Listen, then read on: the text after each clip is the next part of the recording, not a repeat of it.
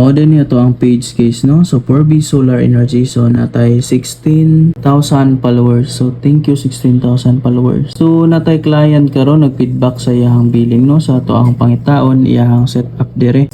Sara to siya. So mo niya to ang na-installan, guys. So makita ninyo tanan ato ang latest nga mga na-installan dire. Daghan ubay-ubay na mga usad niya to ang na-installan. So kani nga client dahil na to, no? So mo ni nga setup 7 kilowatt lang ni nga system. Naiduha ka aircon si sir nga magbuntagay ang iyang aircon. So mo ni nga setup, no? So ato din siyang gipangutana kung pila na ang iyang billing as now. So nag-send siya mo ni iyang billing sa wala pa siya nag-solar. So dagan siya og 498.95 kilowatt hour. So ang iyang billing is nasa mga 6,000 plus ang iyang monthly billing. So ato siyang gipangutana kung pila na lang iyang billing as now.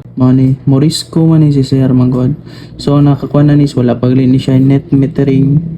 So mo na ni iyang bill as now. So 764.29. So do imagine 7 kilowatt nga setup ni. This one yung billing 6,000 going down into 764. So duha ka aircon magbuntag ang gamit ni Sir.